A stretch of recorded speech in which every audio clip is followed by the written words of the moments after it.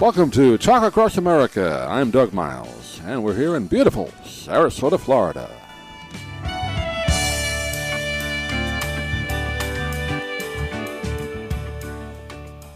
Joining us now in our book talk segment, great to welcome a man who's written a book that's going to help a lot of people out there if you happen to be either looking for a new job or looking for a job in general. It's called 50 Ways to Get a Job, an unconventional guide to finding work on your terms. We're joined today by Dev Aujla, and he joined us by telephone today. Dev, good to talk with you. How are you? Good. Thanks for having me. Yeah, good to have a chance to talk with you, an opportunity to read through the book. And, we're all in that situation, maybe more than a few times in our lives. We're either trying to improve our job situation or just find one in general. And I guess nobody's immune to that, right? No, it's part of life, I guess.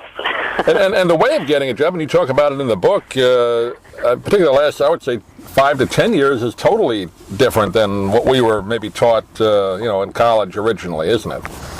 No, totally. I mean, one of the parts of the research leading up to this book was looking at all the career books from the 70s forward, and honestly, they haven't changed. They haven't changed at all, and it was totally surprising because our careers have. Our careers are nonlinear, and they move from stability-based decision-making to learning-based decisions, but the job search itself still feels like getting your resume together, working on a cover letter, and applying online. And nowhere in the book did I even talk about that at all. There's one place I mentioned going to a job board, and a chapter is called "Go to a Job Board and Leave," because It's just going to make you depressed.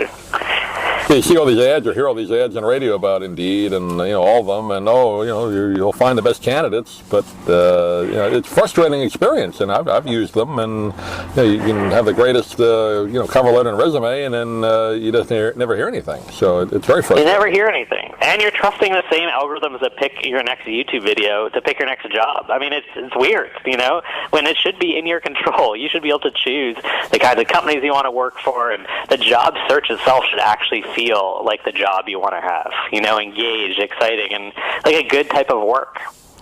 And I guess the days of, like my dad, he might have been one of the last in the generation that was with one company. He worked in a bank for about 45 years, and those years are gone unless you're very lucky to stay with one company your whole life, right? You're going to be looking for work. Right.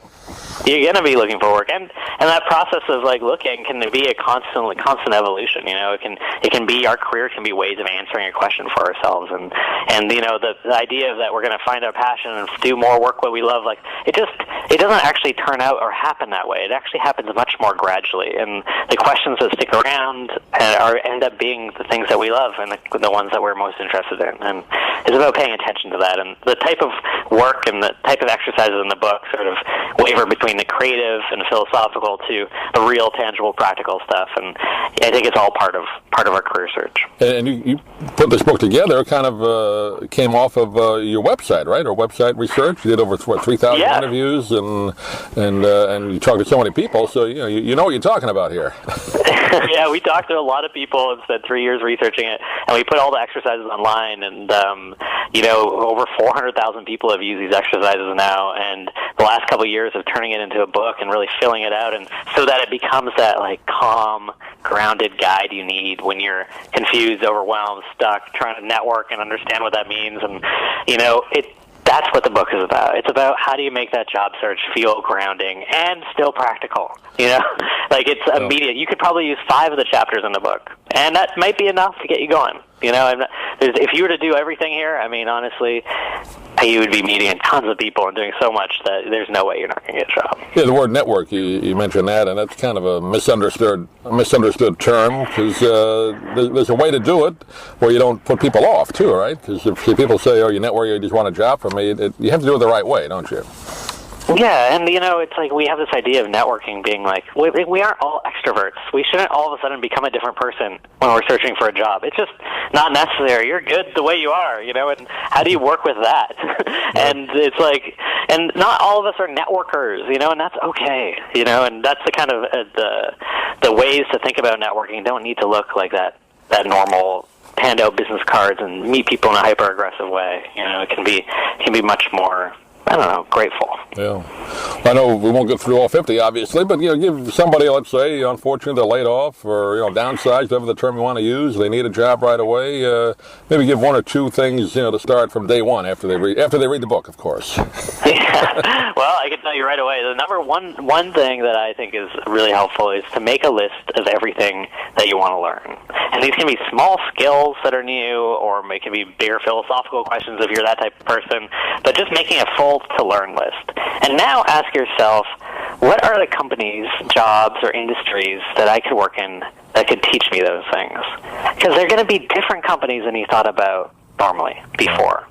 And you might find a job title that could teach you 4 of the 5 things on your list. And it might not be a job that you would have considered, but it might be the next perfect job. And it's a way of, what are all the ways that we can find new companies to work for that we wouldn't have thought about, new jobs to do that we wouldn't have thought about, and that we can tell the story of how we got there to make sense for who we want to be. And you got to broaden your net a little bit too, right? Don't look for that ideal and 100%. 80% is not bad, right? No, and that's the thing. It's like you can still answer the question, which is, what am I doing right now? You're like, I'm here. I'm learning about these 4 things. Great. Okay. And that gives you enough sense of purpose. You don't need to have that perfect job that has all the mission and is changing the world and making all the money and all the same time. No, it's like sometimes it's a stepping stone. Sometimes it's your next perfect job, which will lead to the next perfect. And that's how careers are built. That's how you get a good career that has purpose and directionality and feels good. Do you think nowadays, we mentioned it before, just the way it is now, people are going to have to look for a job, half a dozen times maybe or more in their life, and they really shouldn't think there's a stigma to it, right? We're not going to have a company where we're worth 50 years anymore. That's gone. No. And it's like, that's actually a benefit, It gives us the flexibility to change and adapt, but we have to learn how to change and adapt and tell our story, as we move throughout these changes in our career, And one of the things that people often do is they think they need to tell everything that they've done, and oftentimes it's actually about omissions, about what you leave out of your story that might make that arc clearer. I've used the technique you talk about. Once you get a new job that you like, take a little vacation between the old one and the new one. It gives you kind of that buffer. I've been subscribing to that for years, so that's a good one. It's a good one because we are pattern-based creatures, and we will do the same thing we did before in our next job. We'll just recreate it unless you have a chance. If you're stressed out at your job currently, and you take a vacation buffer, reset, get back to neutral, and then start making decisions. Because otherwise, you'll just make the job search stressful, just like the last job, or you'll find a stressful job just because that's what you have had before. Yeah. So the vacation buffer is a way about sort of changing things up, and it's just honestly nice to go on vacation. 50 Ways to Get a Job is the name of the book, an unconventional guide to finding work on your terms, and Dev Aujla has been our guest. Dev, give out your website again. People get more information about you and the book. Yeah, 50waystogetajob.com. You can check it out, and good luck. Great. Dev, pleasure talking to you. Hopefully we can do it again. Thanks for being with us. Likewise, thanks.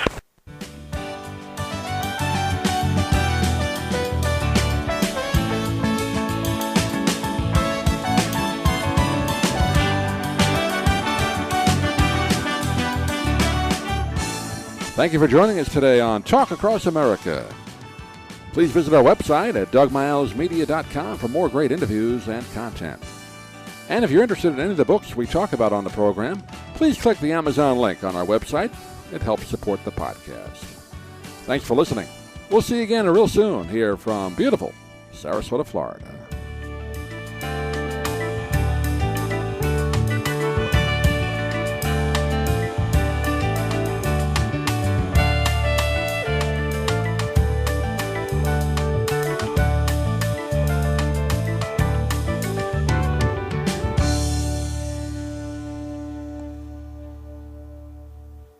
I'm Stan Brock.